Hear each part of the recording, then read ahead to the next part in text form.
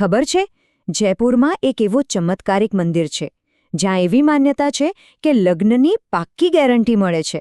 ચાલો આજે આપણે જયપુરના એ જ ગઢ ગણેશ મંદિર વિશે બધું જ જાણીએ. આપણા સમાજમાં તમે જોયું હશે, ઘણા લોકોના લગ્નમાં બહુ તકલીફ પડતી હોય છે. ઉંમર વધતી જાય પણ સારો સંબંધ ના મળે, ક્યારેક સગાઈ થઈને તૂટી જાય.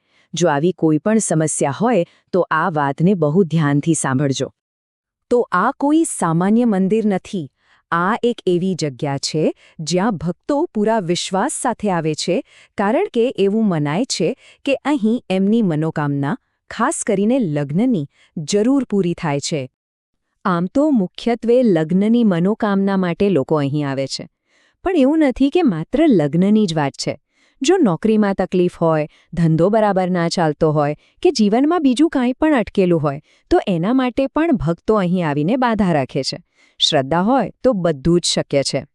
હવે સવાલ એ થાય કે આ પવિત્ર સ્થળ સુધી પહોંચવું કેવી રીતે? એ રસ્તો કેવો છે? ચાલો જોઈએ. આ માત્ર એક રસ્તો નથી, પણ શ્રદ્ધાથી ભરેલી એક યાત્રા છે. તો આ મંદિર આવેલું છે ગુલાબી શહેર જયપુરમાં. ત્યાં બ્રહ્મપુરી વિસ્તારમાં, નાહરગઢની જે પહાડીઓ છે ને, બસ એની તળેટીમાં જ. અને સારી વાત એ છે કે રેલવે સ્ટેશનથી તો ખાલી 4 કિલોમીટર જ દૂર છે, એટલે કે 10-15 મિનિટમાં આરામથી પહોંચી જવાય. મંદિર સુધી પહોંચવા માટે તમારે પગથિયાં ચડવા પડશે. કેટલા? પૂરા 365. હવે આ કોઈ સામાન્ય આંકડો નથી. આ 365 પગથિયાં વર્ષના 365 દિવસનું પ્રતીક છે. અને એવી માન્યતા છે કે તમે જે એક પગથિયું ચડો છો એ દરેક દિવસના આશીર્વાદ સમાન છે. પણ જો કોઈને 365 પગથિયાં ચડવામાં મુશ્કેલી પડતી હોય તો ચિંતા કરવાની જરૂર નથી. અહીં પહોંચવા માટે 2 રસ્તા છે. એક તો આ 365 પગથિયાંવાળો મુખ્ય રસ્તો, જે મનોકામના પૂરી કરવા માટે સૌથી શ્રેષ્ઠ ગણાય છે. અને બીજો એક થોડો સરળ રસ્તો પણ છે, જેથી વડીલો કે જેમને ચાલવામાં તકલીફ હોય એ પણ દર્શનનો લાભ લઈ શકે. પણ આ મંદિરની સૌથી ખાસ અને સૌથી રહસ્યમય વાત તો અહીં બિરાજમાન ગણપતિજીની મૂર્તિ છે. અહીં ભગવાન ગણેશની એક એવી અનોખી અને દુર્લભ પ્રતિમા છે જે બીજે ક્યાંય જોવા નથી મળતી. અહીં ગણેશજી સૂંઢ વગરના છે. હા, તમે બરાબર સાંભળ્યું. આ મૂર્તિ ભગવાનના બાળ સ્વરૂપની છે, જેને પુરુષાકૃતિ કહેવાય છે, એટલે કે મનુષ્યના આકાર જેવી. આ મંદિર 18મી સદીમાં મહારાજા સવાઈ જયસિંઘે બનાવડાવ્યું હતું. પણ કહેવાય છે કે આ મૂર્તિ તો એનાથી પણ ઘણી જૂની અને પ્રાચીન છે. અને આ મૂર્તિનું સૌથી મોટું રહસ્ય એ છે કે તેનો કોઈ ફોટો જ નથી. મંદિરની અંદર ફોટો પાડવાની સખત મનાઈ છે. આજ સુધી કોઈ ન્યૂઝપેપર કે ટીવી ચેનલમાં આ મૂર્તિનો ફોટો છપાયો નથી. આ વાત જ તેની દિવ્યતાને વધુ પવિત્ર બનાવે છે. તો હવે વાત કરીએ મુખ્ય મુદ્દાની. અહીં મનોકામના પૂરી કરવા માટે આખરે કરવું શું પડે? એની વિધિ શું છે?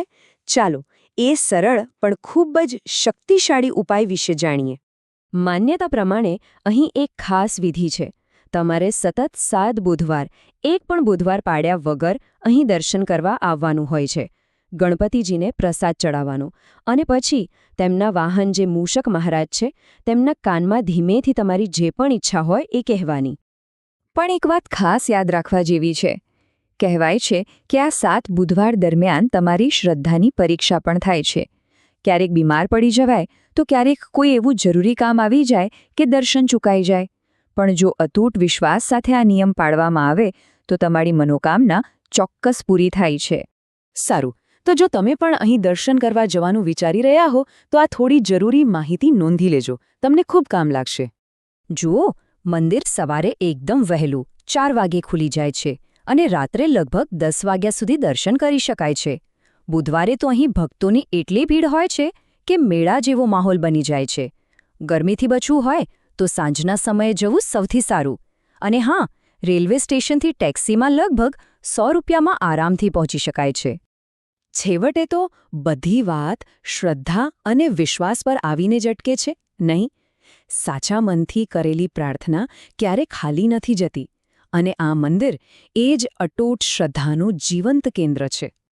આ મંદિરની આખી વાત આપણને વિચારવા પર મજબૂર કરે છે. શું ખરેખર શ્રદ્ધામાં એટલી તાકાત છે કે તે પહાડને પણ ખસેડી શકે? કદાચ ગઢ ગણેશ મંદિર અને અહીં આવતા લાખો ભક્તોની આસ્થા એનો જીવતો જાગતો જવાબ છે. જો તમને ગઢ ગણેશ મંદિર વિશેની આ રજૂઆત ગમી હોય તો એને એક લાઇક જરૂર કરજો અને કોમેન્ટમાં જય ગણેશ લખીને તમારી શ્રદ્ધા વ્યક્ત કરજો. અને હા, આ જાણકારી તમારા પરિવાર અને મિત્રો સુધી પણ પહોંચાડજો.